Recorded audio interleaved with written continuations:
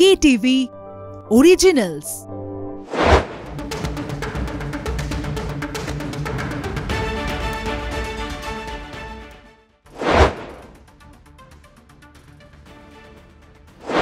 নমস্কার, শুরু করছি আজকে স্টেডিয়াম বুলেটিন। চারদিকে যুদ্ধ নিয়ে খবর, সংগত কারণে মানুষের আগ্রহ সম্পূর্ণভাবে যুদ্ধের দিকে। এবং কখন কি হলো, যুদ্ধবিরতি আদৌ ঘোষিত হলো হয়ে সেটা ঠিকমতো পালন হচ্ছে কিনা, তার লঙ্ঘন ঘটছে কিনা এবং লঙ্ঘন ঘটলে শত্রুকে কি পরিমাণে তার প্রত্যুত্তর দেওয়া যায়, এগুলো নিয়ে দেশবাসী সরগরম। সেই সময় ক্রিকেটের দুনিয়াতেও কিন্তু ঘটে চলেছে নানান কিছু ছোট ছোট ঘটনা, যেখানে প্রতিপক্ষ কোথাও আছে কোথাও নেই, কিন্তু নানান ঘটনা ঘটে চলেছে যেগুলো এই যুদ্ধকে নিয়ে এই সামগ্রিক জাতীয় এবং আন্তর্জাতিক আগ্রহের পেছনে যেগুলো যথেষ্ট ইঙ্গিতবাহী। প্রথম হচ্ছে যে আইপিএল বোর্ডকর্তারা বলেছিলেন 7 দিন বাদে শুরু করবে। যেদিকে পরিস্থিতি যাচ্ছে তাতে কিন্তু আইপিএল 16 বা 17 তারিখে শুরু হয়ে যেতে পারে। সত্যি যদি আগামীকাল দুদেশের বিদেশ মন্ত্রক এবং আমলাদের বৈঠকে যদি ঠিকঠাক চলে, যদি সবকিছু শান্তির পরিবেশ থাকে, যদি রোববার সন্ধ্যেবেলা যখন আমি শোটা করছি তার মতো যদি পরিবেশ বহাল থাকে সোমবার, তাহলে ধরে নিতে পারেন আইপিএল আবার শুরু হবে। অন্তত একটা শেষ চেষ্টা হবে। নতুন শিডিউল অনুযায়ী 16 বা 17 মে শুরু হবে, 30 মে ফাইনাল হবে। কিন্তু প্রশ্ন হচ্ছে খেলাগুলো কোথায় হবে। ক্রিকেটের খুব বিশ্বস্ত ওয়েবসাইট ক্রিকইনফো দিয়েছে খেলা হবে চেন্নাই, হায়দ্রাবাদ, বেঙ্গালুরুতে, যাতে কোনো রকম ঝামেলা না হয়। একটা ছোট ভেন্যুর মধ্যে করিয়ে খেলা শেষ করিয়ে দেওয়া হবে। রোজ ডাবল হেডার করে হবে। কিন্তু এতে সিএবি কর্তারা এই রিপোর্টটা পড়ে একেবারেই খুশি নন, কারণ কলকাতায় এবার প্লে অফ আছে, ফাইনাল আছে 26 মে পুরনো শিডিউল অনুযায়ী।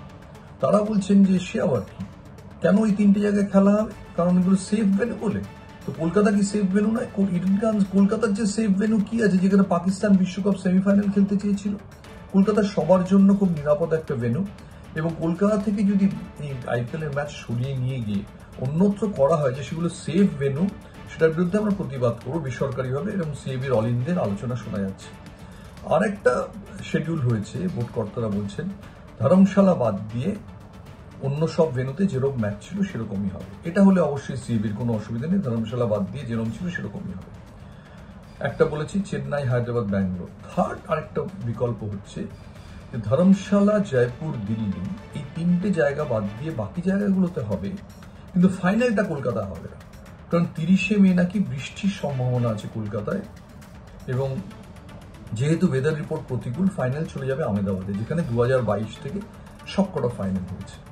আমি জানি না সিএবি কর্তারা এটার কথা এখনো জানেন কিনা। যদি তারা জানেন তাহলে তারা তেলেবেগুনে জ্বলে উঠবেন যে মানে কি, ওয়েদার রিপোর্ট থেকে কবে ফাইনাল ঠিক করা হয়েছে, আজ অব্দি তো কখনো হয়নি। তাহলে ইডেনের ফাইনাল, ন্যায্য ফাইনাল, গত বছর কেকেআর জিতেছিল আইপিএল, তার সুবাদে যারা জিতেছে সেখানে হয়, তাহলে কেন ফাইনাল চলে যাবে? কিন্তু আসল ব্যাপারটা দাঁড়িয়ে রয়েছে আদৌ আইপিএল ঠিক সময় মতো 16 বা 17 তারিখে রিস্টার্ট করা যাবে কিনা। দুটো ফ্র্যাঞ্চাইজি, মুম্বাই ইন্ডিয়ান্স এবং লখনৌ সুপার জায়ান্টস, মোটামুটিভাবে তাদের বিদেশি প্লেয়ারদের রেখে দিয়েছে যাতে দেরি না হয়। আর 30 মের পরে ফাইনাল নিয়ে যাওয়ার কোনো সুযোগ নেই, কারণ 1 জুনের মধ্যে অস্ট্রেলিয়ান আর সাউথ আফ্রিকান ক্রিকেটারদের দেশে ফিরে যেতে হবে। তাদের 11 জুন থেকে ওয়ার্ল্ড কাপ ফাইনাল রয়েছে। ওয়ার্ল্ড কাপ মানে ঠিক ওয়ার্ল্ড কাপ নয়, মানে টেস্ট ক্রিকেটের ওয়ার্ল্ড কাপ ফাইনাল, যেটাকে টেস্ট ক্রিকেট চ্যাম্পিয়নশিপ ফাইনাল বলা হয়। সেখানে তাদের খেলার জন্য ফিরতেই হবে 1 জুনের মধ্যে। কোনোভাবেই মে মাসটাকে স্ট্রেচ করা যাবে না। তাই আইপিএল ইদার 16 থেকে এই 30 মের মধ্যে ভারতবর্ষে হবে, অথবা এই মুহূর্তে হবে না, স্থগিত হয়ে পরে হয়তো কখনো হবে। কি হয় সেটা আমরা এরপরে আইপিএলের পর আরও একটা বিষয় নিয়ে ভারতীয় ক্রিকেট এই যুদ্ধের এই আবহের মধ্যে নড়ে চড়ে বসেছে। কি সেটা আসবো এক্ষুনি, কোথাও যাবেন না। ছোট্ট একটা বিরতি নিচ্ছি, এক্ষুনি ফিরে আসবো স্টেডিয়াম বুলেটিনে। বিরতিতে ফিরে এলাম, বিরতি থেকে স্টেডিয়াম বুলেটিনে। এবার সবচেয়ে বড় খবর যেটা গায়ের কাছে আছড়ে পড়ছে, সেটা যে তিনি কিং কোহলি আর টেস্ট ক্রিকেট খেলতে চাইছেন না। এই খবরটা পাওয়ার পর ব্রায়ান লারা লিখেছেন যে বিরাট কোহলি চলে যাও না, ক্রিকেটের তোমাকে এখনো প্রয়োজন আছে, তুমি ফেরত এসো এবং এমনভাবে খেলো যাতে বাকি টেস্ট জীবনে তোমার অ্যাভারেজ 60 হয়। বিরাট কোহলি ভারতের সবচেয়ে সাকসেসফুল টেস্ট ক্যাপ্টেন। আমি একটা হিসেব দেখছিলাম যে বিরাট কোহলি সাকসেস পার্সেন্টেজ হচ্ছে 58.82, যেটা 10 বা তার বেশি টেস্ট ম্যাচে ভারতকে লিড করেছেন এরকম কারণ নেই। 40টা টেস্ট ম্যাচ জিতেছেন, 17টা হেরেছেন, 11টা ড্র করেছেন, 68 টেস্ট ম্যাচ। সেন্সেশনাল। এবং সেরকমই সেন্সেশনাল তার ব্যাটিং অ্যাভারেজ। হয়তো ব্যাটিংটা তার ওয়ানডে বা টেস্টের মতো এখানে 50-এর উপর অ্যাভারেজ নয়, কিন্তু দুর্দান্ত রাহুল দ্রাবিড় সচিন টেন্ডুলকার ছাড়া তার চেয়ে বেশি সেঞ্চুরি আর কেউ করেননি। সেই বিরাট কোহলি বলছেন চলে যাব, 9,000-এর ওপর রান, 10,000 রান পূর্ণ না করে এবং 36টা সেঞ্চুরি, তিনি বলছেন চলে যাবেন, শুধু নাকি ওয়ানডে খেলবেন। কেন এটা বলছেন? আজকে আমি একজন সিলেক্টরকে ফোন করেছিলাম, তিনি বললেন তিনি এ ব্যাপারে কিছু জানেন না, কিন্তু এটা নিয়ে অনেক কথাবার্তা হয়েছে, এটা ঘটনা। আসল কারণ বোধহয় বিরাট কোহলি চেয়েছিলেন টেস্ট অধিনায়কত্ব এবং ইন্ডিকেট করেছিলেন চিফ সিলেক্টরকে, কিন্তু সিলেক্টররা তাকে দিতে চান না। সিলেক্টররা চান যে নতুন যে ওয়ার্ল্ড চ্যাম্পিয়নশিপ সাইকেল শুরু হচ্ছে ভারতের ইংল্যান্ড সফর থেকে, তার জন্য নতুন কাউকে গ্রুম করতে তারা শুভমান গিলকে বেছে নিয়েছেন ভারতের নতুন টেস্ট অধিনায়ক হিসেবে। জসপ্রীত বুমরাকে বেছে নিতেন, বাট বুমরা যেহেতু সারাক্ষণ সবসময় ফিট থাকেন না, অর্ধেক টেস্ট ম্যাচ খেলতে চান না, পারেন না, সেই জন্য বুমরাকে করা যাচ্ছে না, শুভমান গিলকে করা হবে। শুভমান গিলকে করলে বিরাট কোহলির সুযোগ নেই। বিরাট কোহলি চেয়েছিলেন স্বল্পকালীন ভিত্তিতে তিনি করবেন, তারপর শুভমান গিলের হাতে তুলে দেবেন নেতৃত্বের ভার। সিলেক্টররা রাজি নন। সেকেন্ড হচ্ছে, একটা এসওপি করা হয়েছিল অস্ট্রেলিয়া সফরের পর, কিছু নির্দেশিকা, যে সফরের মধ্যে অমুকটা করা যাবে না, স্ত্রীকে রাখা যাবে না, 3 মাস আগে পরিবারের লোককে, বিভিন্ন রকম করা হয়েছিল। সেটা বিরাট কোহলি বা রোহিত শর্মা কারোরই খুব মনোপুত ছিল না।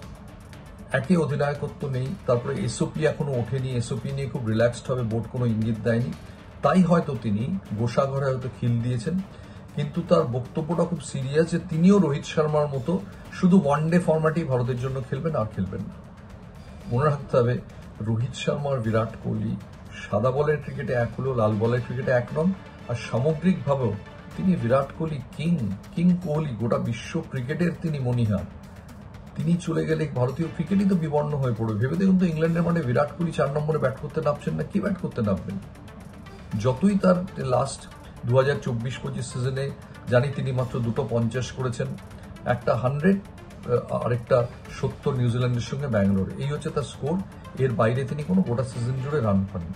কিন্তু আফটারঅল তার জায়গায় কি 4 নম্বরে কোনো প্রতিভাবান কেউ উঠে এসেছে যাকে আমরা জুনিয়র কোহলি বলতে পারি? কেউ তো এখনো আসেনি। শুভমান গিল প্রেশারের ম্যাচে রান করেছেন কোথায়? একটা ব্রিসবেনের 90 বা 91 বাদ দিলে কোথাও করেননি। তাহলে বিরাট কোহলি কি এত তাড়াতাড়ি বিদায় নিতে দেওয়া উচিত?